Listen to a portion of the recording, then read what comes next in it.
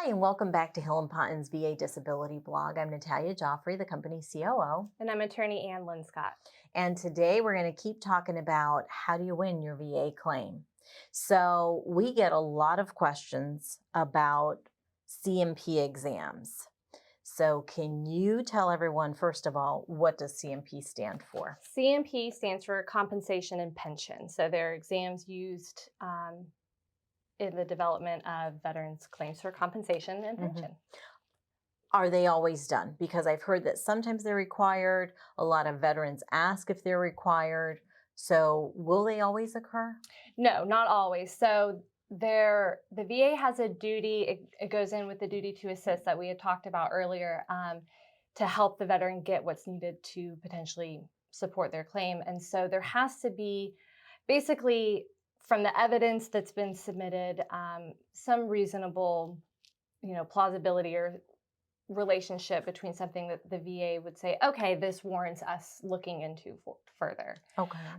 Or if you're already service connected for something, pretty much just saying that submitting a statement saying my condition's gotten worse, they should order an exam because the exam will evaluate your symptoms and address the severity of things. So really the only time, where I've seen C&P exams not being ordered and, needing to request them and explain why the VA should order them is when it comes to service connection and just saying, pointing out to the VA that, there is evidence of something in service and there is, the veteran is saying that he has these problems. So there's enough there to order an exam. Okay. That's usually the most where they miss actually requesting. I've seen a lot of times where the VA kind of over request them. Right.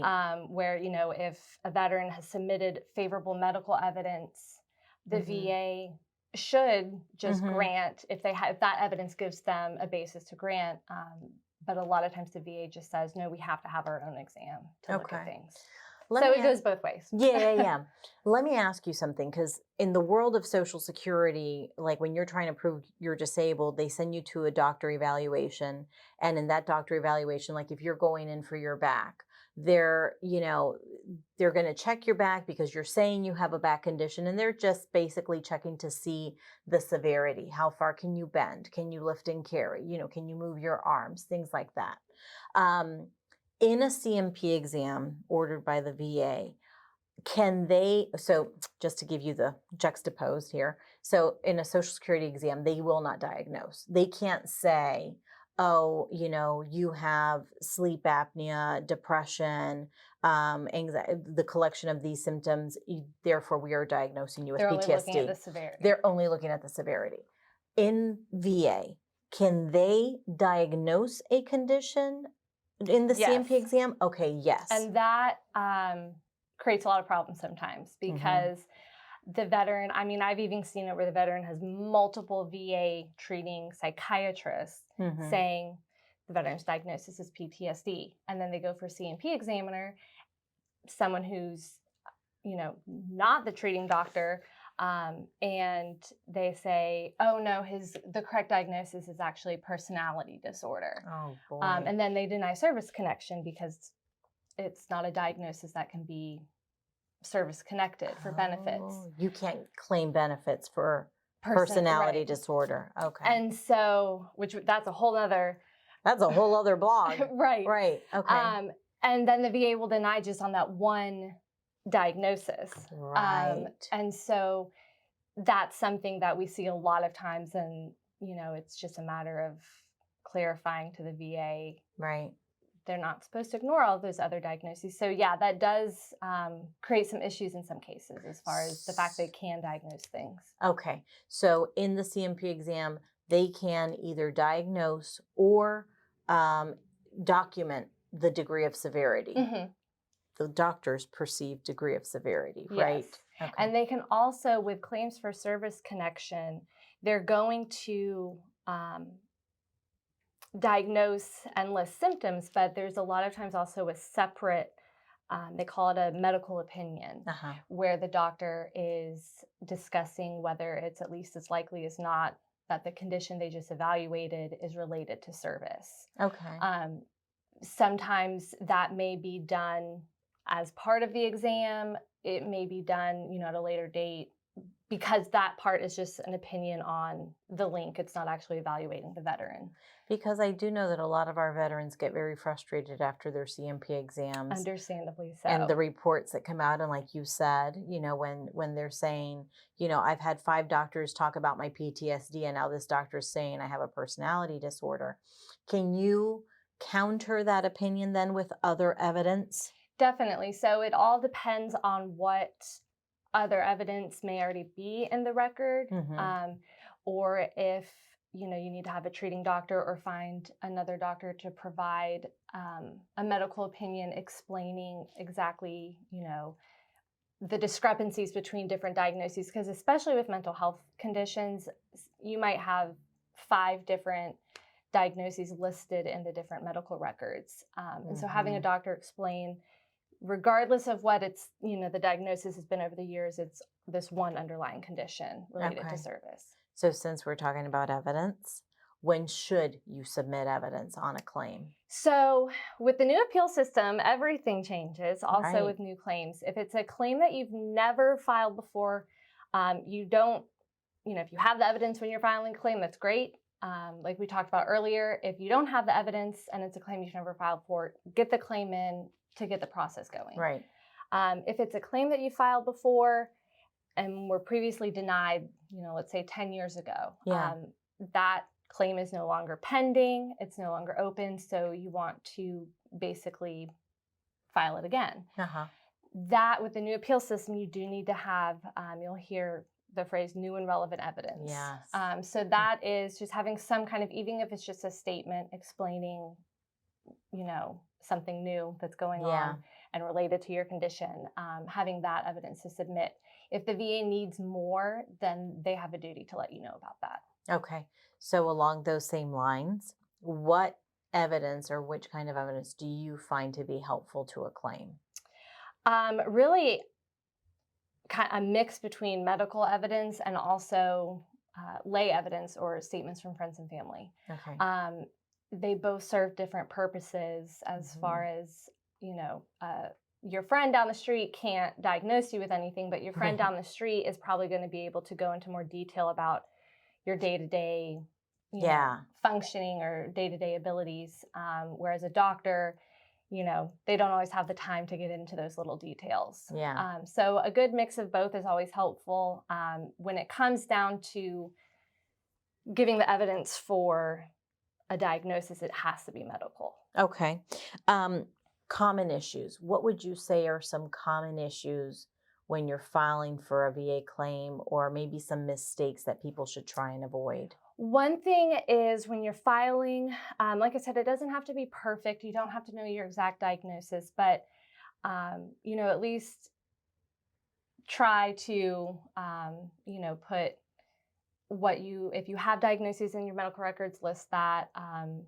Sometimes writing coronary artery disease and then maybe in parentheses heart condition, just to show the VA, kind of like we said earlier, make it obvious to them. Right.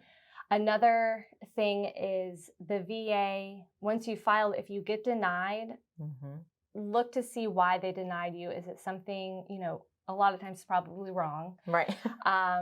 They lowball ratings, effective dates. So there's a lot of different parts, and a good rule of thumb is not to assume the VA got it right. They may have, and that would be great. Right. But I would never assume that. Yeah, it's not the case. Right. In the majority of instances. And I'm really glad you mentioned that, because we so often talk to veterans and they say, well, this is what I applied for and I submitted all my evidence and I told them what was going on and they awarded me 10% and I just assumed that's all I can get. And I've been getting 10% for 20 years. Right. And I mean, it's tragic. Sometimes it's sad because the person will just be riddled with conditions and, they're getting 10%. Right. And I mean, we're talking about the difference between, what is the difference? If you 10% and 100%. I mean, the difference between even just 90% and 10% is huge. We're talking about, and this is very rough,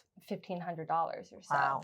Wow. So it's It's a lot. Yeah. And just the higher up you go, I mean, there's different benefits, like benefits for your dependents, things like that. So,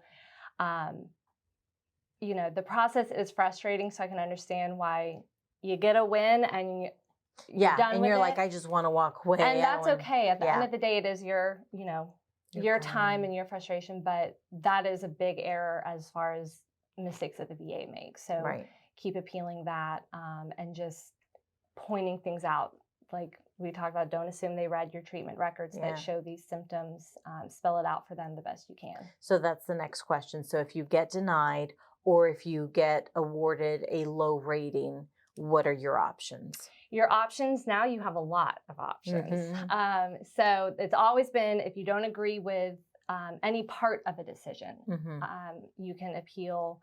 Let's say, for example, you get a grant of service connection. So you obviously don't want to appeal that. You agree Right. with the grant of service connection, but you may disagree with the rating or the effective date or both. And so you can appeal the effective date, the rating. So if you disagree with, the effective date or the rating, then you're appealing. And it used to be if you got a decision from the regional office, a rating decision, there's one type of appeal for that. If you get a statement of the case, which is it's still at the regional office, but kind of the next step, then you appeal to the board. There's different avenues. There's kind of two options there. Okay. Now the field is wide open. There's a lot of different options. There's still a regional office level, and there's still the board, but there's a lot of different review lanes. You'll hear them called the supplemental, higher level, and then just at the board alone, there's 3 different lanes. So I won't go into all of those, but long story short, if you disagree with the decision, then you appeal. How long, because that's the $1 million question, how long does all of this take? So the good news, I'll start with the good news. The new appeal system definitely is getting decisions on appeals made faster. Okay. We're talking... That's great news. Yes. Uh-huh. We're talking a matter of months rather than years. Okay. The bad news is a faster decision doesn't mean they're getting them any more correct. Okay. So yes, you might file an appeal and get a decision on that appeal in a few months. And the good thing about that is if they do deny it, well, you didn't just spend 3 years waiting for a denial. Right. It's 3 months. I like to say be ready for still a couple of years as far as filing that claim to the end goal of getting the highest rating possible and the earliest effective date, because you may have to be appealing multiple times. And so the process as a whole can still be a very lengthy one, but at least, it's worthwhile. Yes, it's definitely worthwhile. Yeah. And the new appeal system is still frustrating, but, I'd rather wait 3 months and get a decision to then, make some kind of action. Make the claim move forward, Right. Get you closer to where you're supposed to be or need Exactly. Than just sitting and having to wait for years. Okay, great. All right. Thanks, Anne. You're welcome. If you have any questions, please feel free to visit our website or call our office.